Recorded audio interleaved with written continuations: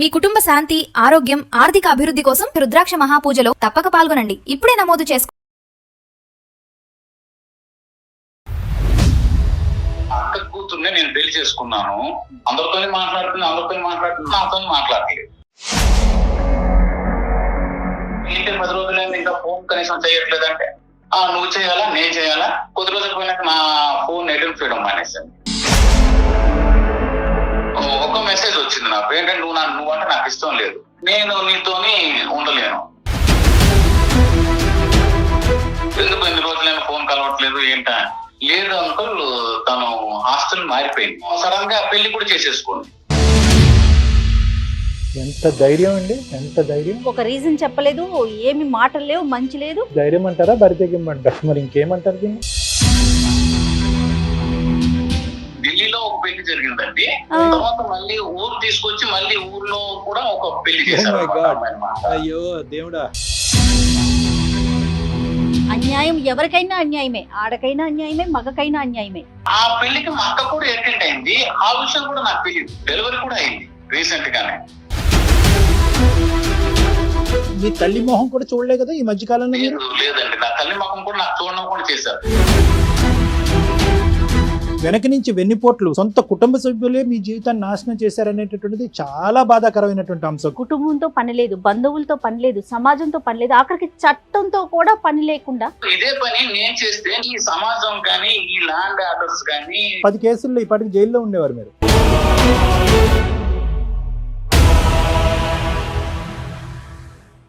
Welcome to అందమైన జీవితం. నమస్తే కళ్యాణ్ నమస్తే చక్రవర్తి. జయ గారు. నమస్తే. నిన్న నాకు రాజమండ్రి నుంచి ఒక మెయిల్ వచ్చిందండి. పేరు ప్రసాద్. పెళ్ళయి 1 సంవత్సరం అవుతుంది. నేను డైరెక్ట్గా టాపిక్లోకి వెళ్ళిపోతున్నానండి, ఎందుకంటే టైం వేస్ట్ కాకుండా మళ్ళీ వాళ్ళతో కూడా మనం డిస్కస్ చేయాలి కదా, అందుకనేసి. ఒక పర్సనల్ ఇష్యూ, అంటే ఇలాంటివి మగవాళ్ళు కూడా ఫేస్ చేస్తారంటే సమస్యకి ఆడ మగ తేడా లేదు, బట్ ఈ రోజుల్లో ఇలా కూడా ఉంటుందా అని నాకు అనిపించింది. కళ్యాణ్ గారు నెంబర్ ఇచ్చారు, కాల్ చేసేస్తానండి డైరెక్ట్గా. తప్పకుండా.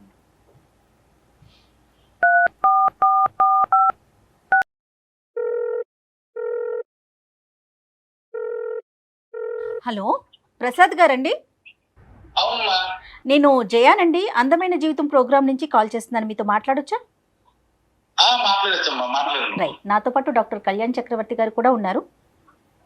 అమ్మా, మీరు నాకు మెయిల్ పెట్టారు, దాన్ని ఒక బ్రీఫ్గా డాక్టర్ గారితో మాట్లాడండి. లేదమ్మా, మా అక్క కూతుర్నే నేను పెళ్లి చేసుకున్నాను. మ్మ్.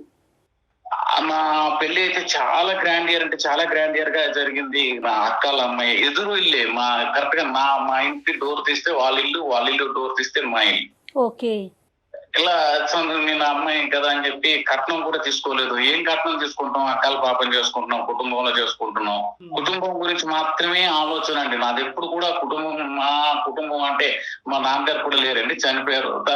మనం ఒక స్థాయిలో ఉండాలి, మనం నలుగురికి కొంచెం దీనిగా ఉండాలి, ఎవరిని మనం తల తెచ్చుకోకూడదు, ఇలా అలా అనుకొని నేను కుటుంబం అంతా బాగుంటుంది కదా అని చెప్పేసి పెళ్లి చేసుకోవడం జరిగింది. ప్రపోజల్ ఎట్లా వచ్చిందండి? అంటే అక్క కూతుర్ని చేసుకోమని అక్క వాళ్ళ వైపు నుంచా, లేకుంటే మీ అమ్మగారి వైపు నుంచా, ఎట్లా? అక్క వాళ్ళ వైపు నుండే వచ్చిందండి. ఓకే. అక్క వాళ్ళ వైపు నుంచే వచ్చింది. అక్క వాళ్ళందరూ కుటుంబం అంతా పెద్దలంతా కూర్చున్నారు, మాట్లాడుకున్నారు. చేసిన తర్వాత నాకు చెప్పారండి. ఓకే. కుటుంబం గురించే మీరు పెళ్లి చేసుకుంటున్నారు, కానీ ఆ అమ్మాయి మీద మీ అభిప్రాయం? అమ్మాయి మీద అభిప్రాయం మంచి అభిప్రాయం, మంచి ఒపీనియన్ ఉంది. మంచి ఒపీనియన్ ఉంది. Very good, very good. మంచి ఒపీనియన్ ఉందండి. తనకండి ప్రసాద్ గారు, తనతో మాట్లాడారా పెళ్లికి ముందు? నేను మాట్లాడాను. నీకు ఇష్టం ఉందా లేదా అని కూడా అడిగానండి. ఓకే. అమ్మ వాళ్ళు అక్క వాళ్ళు ఏదో చెప్తున్నారని అలాగే నువ్వు ఒప్పుకోవాల్సిన అవసరం లేదు, నీకు ఇష్టం ఉంటేనే మనం పెళ్లి చేసుకుందాము, లేకపోతే నేను చెప్తాను అమ్మ వాళ్ళకి, నేను అక్కలకి చెప్తాను, ఒప్పిస్తానని చెప్పానండి. రైట్. నెక్స్ట్ అండి? ఆ తర్వాత అంటే పెళ్లి జరిగిందండి, చాలా గ్రాండ్ గా పెళ్లి చేసుకున్నాం, అంతా బాగా జరిగిన తర్వాత హైదరాబాద్ వచ్చాము. ఇక్కడ హైదరాబాద్ లో యాజ్ యూజువల్ గా మా కాపురం అనేది చాలా చక్కగా గడిచింది. తను బీటెక్ పూర్తి చేసిందండి ఊర్లోనే. ఓకే.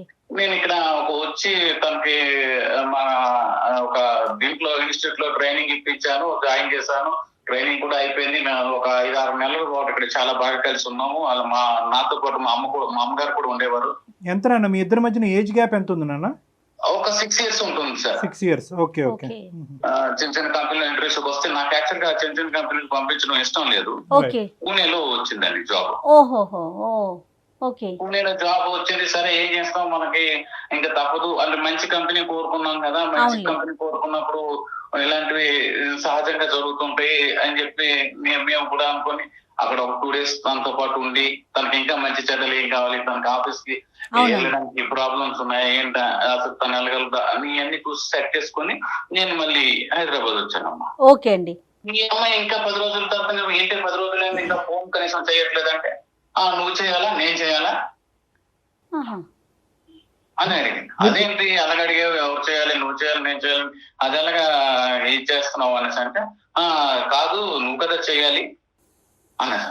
సరే అని నేను దానికి సర్ది చెప్పుకొని మళ్ళీ నేను ఫోన్ చేయడం చేస్తుంది. కొద్ది రోజులు పోయినాక నా ఫోన్ అటెంప్ట్ చేయడం మానేసింది. నా ఫోన్ ఎందుకు అటెంప్ట్ చేయట్లేదు, సరే తను ఏదో బిజీగా ఉందేమో, ప్రాజెక్ట్ బిజీలో ఉందేమో, తనకు వర్క్ స్ట్రెస్ ఎక్కువ అవుతుందేమో అనేది, సరే చేస్తుందిలే అని ఇంట్లో నా అమ్మను తన అక్కలతో మాట్లాడుతాను, ఫోన్ చేస్తుందని అడగటం ఇవన్నీ జరిగినాయి. అయితే నేను ఒకసారి 2 సార్లు అయినాయి ఫోన్ చేయట్లేదు అనేసి అంటే, తర్వాత నేను అక్క వాళ్ళకి చెప్పాను, ఇలాగ నా ఫోన్ ఎత్తట్లేదు. లేదురా తను ఏదో బిజీగా ఉంటుంది, నా ఫోన్ మాకు ఫోన్ చేస్తుంది కదా, మాట్లాడుతుంది కదా అని చెప్పేవారు. సరే అనుకున్న తర్వాత ఇలాగ మళ్ళీ ఫోన్ రీచ్ అవ్వట్లేదు. ఎప్పటికి రీచ్ అవ్వకపోయేసరికి నేను తన ఫ్రెండ్ ఫోన్ నుంచి నాకు ఒకసారి ఫోన్ చేసింది అనమాట. అక్కడ జనరల్ గా తన ఫోన్ కి సిగ్నల్స్ ఉండవు ఒక్కోసారి, అక్కడ ఉండకపోతే వేరే వాళ్ళ ఫోన్ పక్క ఫోన్ నుంచి చేయడం కానీ ఇలా చేయడంలో ఈ నెంబర్ కూడా పెట్టుకోండి అని చెప్పారు. నేను ఆ నెంబర్ కి ఫోన్ చేశాను. ఎందుకు ఇన్ని రోజులైనా ఫోన్ కలవట్లేదు ఏంటా ఖచ్చితంగా. ఆ అమ్మాయి నాకు చెప్పడం ఏంటంటే, లేదు అంకుల్ తను హాస్టల్ మారిపోయింది. అంతవరకు నాకు తెలియకపోవడం, ఒక భర్త కావాలనివ్వండి, ఒక మగాడి కావాలనివ్వండి, తన హాస్టల్ మారిపోయిన విషయం నాకు తెలియాల్సిన అవసరం ఉందా లేదా? బేసిక్ కమ్యూనికేషన్ అది బేసిక్ కమ్యూనికేషన్. ఇంకా అతను మాట్లాడటం, అక్కడ నుంచి కొంచెం మాట్లాడటం కూడా అంత కరెక్ట్ గా లేదు. నాకు ప్రాపర్ గా తన నుంచి ఏ ఇన్ఫర్మేషన్ లేదు, ఏం ఒక రెస్పాన్సిబిలిటీగా బిహేవ్ చేయట్లేదు తను. సరే ఏదో సర్దుకుపోతాం అనేసి నేను కొంచెం ఇదిగానే ఉన్నాను. మీ ఇంట్లో మనం సడన్ గా ఒక రోజు ఒక మెసేజ్ వచ్చింది నాకు, ఏంటంటే నువ్వు అంటే నాకు ఇష్టం లేదు, నేను నీతోని ఉండలేను. ఏంటి కారణం ఏంటి అనేసి అడిగితే, సరే ఇంకా నా ఫోన్ రెస్పాన్స్ లేదు. పూణే వెళ్ళిన ఎన్ని రోజులకి నాన్న ఈ మెసేజ్ వచ్చింది మీకు? ఒక 1 year కి అవుతుంది. 1 year, అదే ఒక 1 year పైన అవుతుందండి. 1 year పైన. ఈ 1 year పైన టైంలో ఎన్నిసార్లు ఆవిడ పూణేకి రావటం కానీ, మీరు పూణే వెళ్ళటం, హైదరాబాద్ రావటం కానీ, మీరు పూణే 2 times వెళ్ళాను సార్. నేను హైదరాబాద్ నుంచి పూణే 2 times వెళ్ళాను. తను పూణే నుంచి మా ఇంటికి ఒక 2 times వచ్చింది. అప్పుడు ఎలా ఉంది? మీరిద్దరు ఫేస్ టు ఫేస్ ఉన్నప్పుడు రెస్పాన్స్ ఎలా ఉంది? బాగానే ఉంది సార్. అప్పుడు ఏమి ఇంటికడ కూడా వచ్చినప్పుడు కూడా అలాంటి ఇదేం లేదు సార్. మీకు ఎటువంటి అనుమానం కానీ ఏది రాలే? ఏం రాలేదు సార్ నాకు. ఓకే, మీరు చాలా పేషెంట్ గా ఉన్నట్టే లెక్క. 1 year. అంటే మన వాళ్ళే కదా డాక్టర్ గారు వాళ్ళు. అదే మన అమ్మాయి అన్నట్టే మీరు ఉన్నారు. అనుమానించగలం. కానీ ఆ అమ్మాయి మీరు ఓన్ చేసుకున్నంత ఇదిగా అమ్మాయి మిమ్మల్ని ఓన్ చేసుకోలేదు కదా. చేసుకోలేదు. ఇలా జరుగుతున్న తర్వాత ఎప్పుడైతే నేను ఆ మెసేజ్ చదివానో చేశాను, వెంటనే మా పెద్ద బావ గారికి ఫోన్ చేశాను. ప్రాపర్ గా నాతో మాట్లాడలేదు ఇలాగా అని చెప్పేసి నేను ఆయనకి చెప్పాను. ఓకే. అసలు ఏం రెస్పాన్స్ లేదనమాట. అసలు ఏమనుకోవాలో ఏమో తెలియదు. నేను ఫోన్ చేసినా కరెక్ట్ గా తనకు ఫోన్ చేస్తే ఇంకా అప్పటి నుంచి నా ఫోనే ఎప్పుడు లిఫ్ట్ చేయలేదు. ఓకే. ఆ అక్కలకి అమ్మాయికి ఏది అడిగినా అంటే మా అమ్మగారికి మా అన్నయ్యకి అయితే ఏం తెలియదండి ఈ విషయంలో. ఓకే. మా అక్క వాళ్ళకే తెలుసు అనమాట. ఓకే, తర్వాత ఏం జరిగిందండి? సడన్ గా పెళ్లి కూడా చేసేసుకోండి. పెళ్లి చేసుకుందా? పెళ్లి చేసేసుకుందండి. ఎక్కడ? పూణేలోనే పెళ్లి చేసు అంటే పూణే కదండి, తను ఢిల్లీ అబ్బాయిని పెళ్లి చేసుకున్నారు. అయితే ఆ పెళ్లికి మా అక్క కూడా అటెండ్ అయింది. ఆ విషయం కూడా నాకు తెలియదు. Oh my God. ఏం అడగాలి, ఎవరిని అడుగుతాను నేను ఈ విషయంలో? మీకు ఎలా తెలిసిందండి తను పెళ్లి చేసుకున్నట్లుగా? స్టేటస్లు ఉంటాయి కదమ్మా. ఎంత ధైర్యం అండి, ఎంత ధైర్యం. మీకు ఒక రీజన్ చెప్పలేదు, ఏమి మాటలు లేవు, మంచి లేదు. ధైర్యం అంటారా బరితెగింపంటారా మరి ఇంకేమంటారు దీన్ని? నాకు అసలు ఏమి అర్థం కాలేదు. పోనీ మా అమ్మకి చెప్దామంటే అమ్మ బాధపడుతుంది, తను ఒక్కదే, నాన్న కూడా లేరు. అలాగని అన్నయ్యకేమో ఏమి తెలియదు, అన్నయ్యకి చెప్తేమో అమ్మకి తెలిసిపోతుంది, ఇంట్లో మొత్తం తెలిసిపోతుంది. మీ సోషల్ కాంటాక్ట్స్ ఇవన్నీ ఆ ఊర్లో మీ మీ పాస్ట్ ఎలా ఉండేదండి? అంటే అంటే ఆ ఊరితో మీకు బాగా అటాచ్మెంట్ కనెక్షన్స్ ఉన్నాయా? అంటే ఫ్రెండ్స్ ఫ్యామిలీ ఇదంతా? నాకు బాగా ఉంది డాక్టర్ గారు, నేను పుట్టిన నేల డాక్టర్ గారు అక్కడ. నేము ఆ పరువు అనేటటువంటిది ఒకటి. ఇంకొక అంశం ఏంటంటే మీరు అనుకుంటే కనుక ఈ అమ్మాయి కాకుండా వేరే అమ్మాయి మీ జీవితంలో ఇంకా బెటర్ అమ్మాయి మీ జీవితంలో వచ్చి ఉండేది అవకాశం. డెఫినెట్ మచ్చలు అమ్మాయి నాకు లైఫ్ లో వచ్చేది, నా కుటుంబాన్ని గౌరవించే అమ్మాయి నాకు వచ్చేది. సో ఈ ఇష్యూతో మీరు వెళ్ళడం మానేశారా ప్రసాద్ గారు? పూర్తిగా ఈ రోజుకి 9 సంవత్సరాలు అయింది. పెళ్లి కొంచెం లేట్ గా జరిగింది, కానీ మా ఇద్దరికి ఎప్పుడైతే డిస్ట్రిబ్యూషన్ వచ్చిందో ఇంకా తను ఓపెన్ అయిపోయి వాళ్ళు వేరే అబ్బాయితో ఉంటున్నాను. మా అక్క కూడా ఢిల్లీలో అక్కడ పెళ్లికి వెళ్ళి అటెండ్ అయిన తర్వాత నేను ఇంకా వెళ్ళలేకపోయాను. మా ఇంటికి వెళ్ళాలంటే నాకు చాలా అంటే ఏంటి అంటే ఒక నిర్జీవంగా ఒక అర్థమవుతోందండి మీ బాధ, అర్థమవుతుంది. అంటే 2 వెన్నుపోట్లు కదా ఇప్పుడు. ఇక్కడ ఒకటి అక్క, ఇంకో సైడ్ నుంచి సొంత భార్య. అంటే అట్లీస్ట్ ఒకరికైనా బుర్ర అక్కడ పనిచేసి ఉండాలి, ఒకరికైనా కొద్ది నీతి న్యాయం అనేటటువంటిది అర్థమై ఉండాలి. ఇంత అంటే మీ ఇంట్లోనే ఇలాంటి 2 వ్యక్తులు ఉన్నారు అనేటటువంటిది మీరు పసిగట్టలేకపోవటం, మీరు కానీ మీ మదర్ కానీ పసిగట్టలేకపోవటం, వీళ్ళ వెనకాతలు ఇంత పొల్యూషన్ ఉంది అనేటటువంటి ఆలోచన రాకపోవటం అనేది కొద్దిగా ఆశ్చర్యం కలిగిస్తుంది ప్రసాద్. తన ఊరు వస్తుందండి, చాలా అమాయకురాలు డాక్టర్ గారు, చాలా అంటే చాలా అమాయకురాలు ఆవిడ. ఇదంతా చూడలేకపోయింది ప్రసాద్ గారు. తను మీ మిస్సెస్ సారీ మీ అమ్మాయి కూడా అనలేము. ఎలా అంటాం? ఎలా డైవర్స్ అవ్వలే కదా?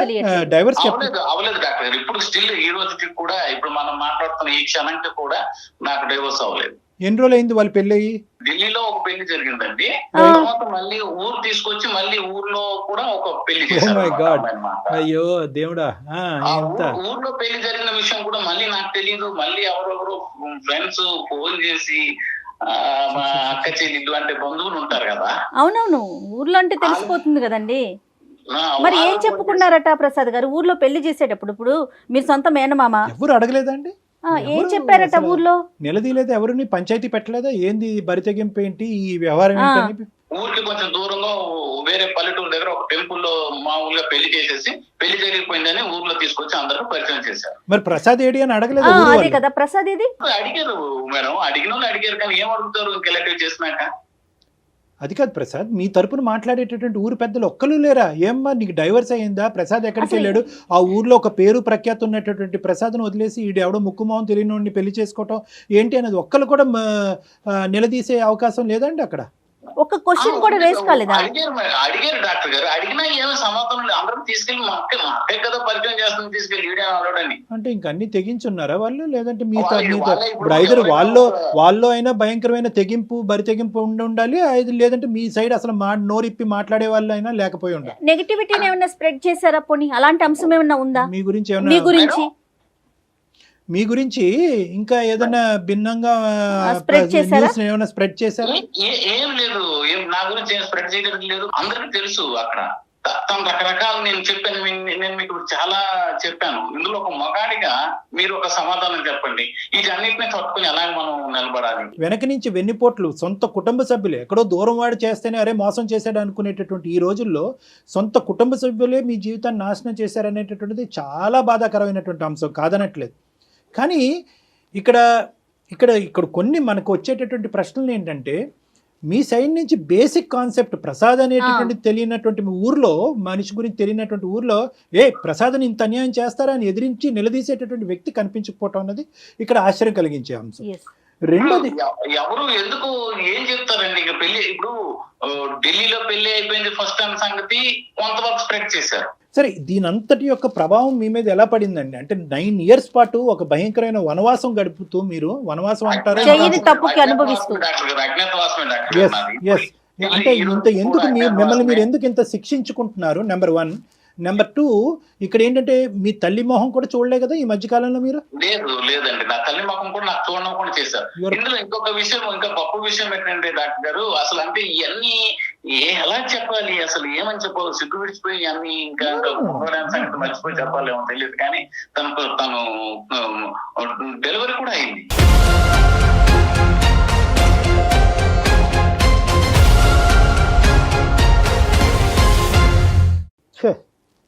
రీసెంట్ గా డెలివరీ అవుతూ తను ఇంట్లో ఉంది, వచ్చింది, నాకు తెలీదు. మా అక్కలేమో వచ్చి ఒకసారి ఫోన్ చేసి, అరే అమ్మకు బాగాలేదు, నువ్వు వచ్చి చూసిపోరా అంటున్నారు. కుటుంబంతో పని లేదు, బంధువులతో పని లేదు, సమాజంతో పని లేదు, ఆఖరికి చట్టంతో కూడా పని లేకుండా, అంటే ఎటువంటి ముందుకు వెళ్ళకుండా. కాదు డాక్టర్ గారు, ఇదే పని నేను చేస్తే, నేనే ఇంకొక మ్యారేజ్ చేసుకుని ఇంకొకటి చేస్తుంటే ఈ సమాజం కానీ, ఈ ల్యాండ్ ఆర్డర్స్ కానీ 10 కేసుల్లో ఇప్పటికి జైల్లో ఉండేవారు మీరు. అంటే 10 కేసుల్లో మరి ఎందుకు అంత వివక్షత చూపిస్తున్నారండి ఆడకి మొగకి? ఆడలకే అన్యాయం జరిగిపోతుంది, ఆడలకే అన్యాయం జరిగిపోతుంది అంటారు కదండి. మనం వేసే స్టెప్స్ ని బట్టి ఆధారపడి ఉంటాయి కదా, మన రియాక్షన్స్ బట్టి కూడా ఉంటాయండి. అన్యాయం ఎవరికైనా అన్యాయమే, ఆడకైనా అన్యాయమే, మగకైనా అన్యాయమే. మీరు 9 సంవత్సరాలు అయింది, కన్న తల్లిని కానీ పుట్టిన నేలని కానీ తాకలేదు. మీరు కట్టుబాట్లకి మీరు పెట్టుకున్నారు. మీరేదో బరి తెగించి వేరే అమ్మాయితో లేచి వెళ్ళిపోయినటువంటి పద్ధతిలో మీరు మాట్లాడారు. కాదు కళ్యాణ్ గారు, ఊర్లో ఎవరైనా అనుకోరు ప్రసాద్ ఇన్ని సంవత్సరాల నుంచి రావట్లేదంటే తనలో ఏ తప్పుందో అని అనుకోవటానికి అవకాశాలు మీరే ఇస్తున్నారు కదా ప్రసాద్ గారు. ఒకటి ఏంటంటే ఇక్కడ రిపేర్ చేయగలి, ఇక్కడ కాంప్రమైజ్, నెగోసియేషన్ అనేటటువంటి స్థాయి నుంచి ఇంకో లెవెల్కి వెళ్ళిపోయింది ఇది. ఓకే, నిజంగా అటువంటి ఆలోచన శైలి ఉండేటటువంటి వాళ్ళని ఈ మొత్తం అంశాన్ని ఒక పద్ధతిగా తీసుకెళ్ళి ఉండేవారు. ఇక్కడ పద్ధతి లేదు, మర్యాద లేదు, ప్రేమ లేదు, ఆప్యాయత లేదు, సమాజం విలువల మీద గౌరవం లేనటువంటి వ్యక్తుల మధ్యన అనవసరంగా మీరు అంటే ఇలాంటి వ్యక్తుల్ని ఎంతో కొద్దో గొప్ప అసెస్ చేయాలి. అంటే పాస్ట్ గురించి నేను మాట్లాడుతున్నానని పుణ్యమే కారం జల్లుతున్నట్టుగా మీరు ఫీల్ అవ్వద్దు. ఎంతో కొంత మన ఇంట్లో ఉండేటటువంటి, మన కుటుంబం, మన ఊర్లో ఉండేటటువంటి వ్యక్తుల్ని అసెస్ చేయలేకపోవటం అనేటటువంటిది ఇక్కడ ప్రధానమైనటువంటి అంశం. రెండో అంశం ఏంటంటే ఇక్కడ మీరు అస్సలు ఈ ఇష్యూ గురించి బాధపడుతూ మిమ్మల్ని మీరు హింస పెట్టుకుంటూ బాధ పెట్టుకుంటూ అవతల వాళ్ళ నుంచి వచ్చే సానుభూతి కూడా మీకు అవసరం లేదు. మీరు ధైర్యంగా తలెత్తుకుని ముందుకెళ్ళి హ్యాపీగా మీ ఊరు వెళ్ళి మీ అందరు కుటుంబ సభ్యులు ఏమండి మీరేం తప్పు చేశారండి ఇక్కడ? Simple straight forward. ఏమండి ఇప్పుడు మీరు ఆ అమ్మాయి చేసినటువంటి తప్పుకి మీరు మొహం చాటేసుకుని ఉండవలసినటువంటి అవసరం లేదు. ఇది గుర్తుపెట్టుకోండి. మీరు ఎంత మొహం చాటేస్తే కనుక అవతల వాళ్ళు మీ గురించి అంత ఎక్కువ మాట్లాడేటటువంటి దానికి అవకాశం ఇస్తుంది. ఇప్పుడు మీ కుటుంబ సభ్యుల వరకు మీరు ఫోన్ చేసి మాట్లాడతారు, ఇలా జరుగుతోంది, ఇది జరిగిందని. ఊర్లో ఉన్న అందరికీ చెప్పలేరు కదా ప్రసాద్ గారు. ఒకటి నా అనేటటువంటి మనుషులను వదులుకుంటూ మిమ్మల్ని మీరు శిక్షించుకోవాల్సినటువంటి అవసరం లేదు. Point number 1. పాయింట్ నెంబర్ 2, మీరు ధైర్యంగా అక్కడికి వెళ్ళి మొహెత్తుకుని తిరిగితేనే అసలైనటువంటి ఉండేటటువంటి ప్రజలందరికీ కూడా అసలు మీరేంటి అనేటటువంటిది తెలుస్తుంది. నెంబర్ 3 ఏంటంటే మోస్ట్ ఇంపార్టెంట్, మా కొడుకు ఎప్పుడు మా ఊర్లో అడుగు పెడతాడు, ఇదేంటి కన్నటువంటి పెరిగినటువంటి ఊరిని వదిలేసి ఎక్కడో అజ్ఞాతవాసంలోకి వెళ్ళిపోయేటటువంటి అనుకునేటటువంటి మీ తల్లిదండ్రులకి ఒక సేదన ఇచ్చినటువంటి వాళ్ళు అవుతారు. సో మిమ్మల్ని మీరు ఇక్కడ శిక్షించుకోవటం అనేది ఆపేసేయండి. మీ గురించి మీరు సిగ్గుపట్టడం అనేది ఆపేసేయండి. ఎవరో చేసినటువంటి తప్పుకి మీరు సమాధానం చెప్పుకోలేనటువంటి భయంకరమైన పొజిషన్లో ఉన్నాను అనే ఫీలింగ్ తీసేసేయండి. First you have to come out of this depression. మీ ఏ ఆలోచనతో ఈరోజు మాకు చేశారు అనేది ఇక్కడ ప్రధానమైన అంశం.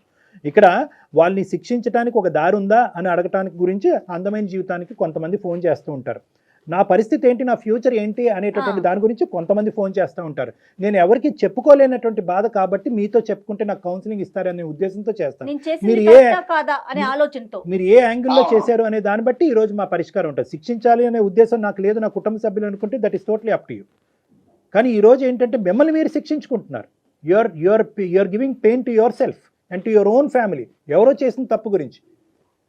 సో ఎందుకంటే నేను ఎలా వెళ్ళి చూపెట్టుకుంటానంటే కనుక మీ అంతరాత్మను ఒక్కసారి అడగండి, మీరేం తప్పు చేశారన్నది. మీరేం తప్పు చేశారు ఇక్కడ? మీరు తప్పు చేయనప్పుడు మీ అంతరాత్మకి ఏ తప్పు చేయలేదనేటటువంటి భావం మీకు ఉన్నప్పుడు ఎందుకండి మీరు భయపడటం ఎందుకు, బాధపడటం ఎందుకు? బాధపడకుండా ఎలా ఉంటామండి? నేను నా కన్న తల్లిని, నా కన్న నేలని మర్చిపోయాను, నా తల్లిని మర్చిపోయాను, నా అన్నయ్యని మర్చిపోయాను, నా వదినని మర్చిపోయాను. నాతో కలిసి పెరిగిన వాళ్ళు, చదువుకున్న వాళ్ళు అందరినీ మర్చిపోవాల్సి వచ్చింది కదా డాక్టర్ గారు. మీరు ఫార్వర్డ్ స్టెప్ అయిపోతే ఇంకొక రోజు పెరుగుతుందండి. ఆ మర్చిపోయిన దాంట్లో ఇంకొక రోజు యాడ్ ఆన్ అవుతుంది. డెఫినెట్ గా మీరు ముందుకు అడుగులు వేయాల్సిందే కదా ప్రసాద్ గారు. మీరు పెయిన్ ఇంక్రీజ్ చేసుకోవాల్సినటువంటి అవసరం లేదు. Yes. ఇప్పటి వరకు మీకు ఇచ్చుకున్నటువంటి పెయిన్, మీ కుటుంబ సభ్యులు మీరు కలిగించినటువంటి బాధ, పరోక్షంగా కానీ ఇండైరెక్ట్ గా కానీ డైరెక్ట్ గా కానీ ఇంక ఇక్కడతో దాన్ని Stop స్టాప్ చేసేయండి. చేయండి. ధైర్యంగా ఉండటానికి మీరు ప్రయత్నం చేయండి. మీ కుటుంబ సభ్యుల మధ్యన ఉండటానికి మీరు ట్రై చేయండి. ఆ చుట్టుపక్కల ఉండేటటువంటి సమాజం, ప్రసాద్ అప్పుడు ఎలా ఉన్నాడు, ఇప్పుడు కూడా అలాగే ఉన్నాడు, ఈ స్టిల్ అండ్ ఎలిజిబుల్ బ్యాచులర్ అనేటటువంటి ఉద్దేశంతో ధైర్యంగా వెళ్ళి మీకు కావాల్సినటువంటి అమ్మాయి, మీకు నచ్చినటువంటి అమ్మాయి ఎక్కడో ఉండే ఉంటుంది, ఆ అమ్మాయిని పెళ్లి చేసుకోండి, హ్యాపీగా జీవితాన్ని ముందుకు కొనసాగించండి. ఇదైతే మాత్రం ఖచ్చితంగా నేను మనస్ఫూర్తిగా నేను చెప్పేటటువంటి ఒక సలహా సూచన. మిమ్మల్ని మీరు హింస పెట్టుకోవటం అనేది ఇంకా ఆపేసేయండి. మిమ్మల్ని మీరేదో తప్పు చేసినట్టుగా ఇంకా ఆ ఫీలింగ్ అనేది తీసేసేయండి. స్టార్ట్ అయ్యే ఫ్రెష్ లైఫ్. రైట్ అండి. Okay okay okay madam. You have 110 opportunities Prasad, 110 opportunities. గతాన్ని వదిలేసి ముందుకు ప్రయాణం చేయండి. మీరు చాలా ఈజీగా చెప్పేస్తున్నారు డాక్టర్ గారు, గతాన్ని వదిలేసేయండి అని. ఎస్, అంతే కదండి. అవకాశాలు ఉంటాయి. ఇప్పుడు ఈ ఉద్యోగం లేకపోతే ఇంకో ఉద్యోగం చేసుకోమా, అయిపోతామా? ఈ రోజు ఫుడ్ లేకపోతే కనుక రేపు కూడా పస్తులు ఉంటామా? రేపు ఒక అవకాశం ఫుడ్ దొరికితే కనుక ఆ ఫుడ్ తింటాం కదా. అలాగే ఇది ఒక అవకాశం తర్వాత ఒక అవకాశం కాబట్టి మీరు ముందుకు వెళ్ళటం తప్ప ఇంకో దారి లేదు ఇక్కడ. ఓకే ఓకే ఓకే డాక్టర్ గారు. Okay, good luck Prasad. Complete గా అతను ఒక కోణంలో ఉండిపోయారు, ఒక ఉండిపోయారు. యాంగిల్ లో ఉండిపోయాడు. అంటే ఏంటంటే తను బాగా హర్ట్ అయిపోయాడు నేను మనిషి. నిజాయితీగా ఉన్నాను, నేను సిన్సియర్ గా ఉన్నాను, Yes. వీళ్ళు నన్ను మోసం చేశారు కాబట్టి వీళ్ళు ఎందుకు మోసం చేశారు అనేటటువంటి ప్రశ్న అడుక్కుంటూ అక్కడ ఉండిపోయాడు. కానీ ఇలా మోసం చేసేటటువంటి మనుషుల మధ్యనే మనం సమాజంలో ఉన్నాం కాబట్టి మనం ముందుకెళ్ళటం తప్ప ఇది ఆలోచించుకుంటూ ఉండకూడదు అనేటటువంటి యాంగిల్ అతనికి ఆలోచన అతనికి రావట్లేదు. అవునవును. అతను ఏంటంటే అతను హింసించుకుంటున్నాడు. ఆ. ఏ స్థాయి వరకు హింసించుకుంటున్నాడు అంటే కనుక ఈ మొత్తం అంశానికి నేనే కారణం అనేటటువంటి స్థాయిలో ఆ ఇమాజినేషన్ లోకి అతను వెళ్ళిపోయాడు. సో కాబట్టి మనం ప్రసాద్ గారికి చెప్పేటటువంటిది ఒకటే, ఇప్పటికీ కూడా అతను సాటిస్ఫై అవ్వలేదండి. అనిపిస్తుంది మనకి. ఏంటంటే ఈరోజు సానుభూతి కావాలంటే చాలా మంది సానుభూతి చూపెడతారు. అయ్యో ప్రసాద్ ఏంటి నీ జీవితం ఇలా అయిపోయింది, ఏంటి జీవితం ఏంటి నెక్స్ట్ అనేటటువంటి మాట్లాడేటటువంటి వాళ్ళు అంతే కదా. అతనికి కావాలి. అలా చెప్పేటటువంటి సలహా సూచన తీసుకుని అతను ముందుకు ప్రయాణం చేయాలి. రైట్ అండి. నమస్తే కళ్యాణ్ గారు. నమస్తే.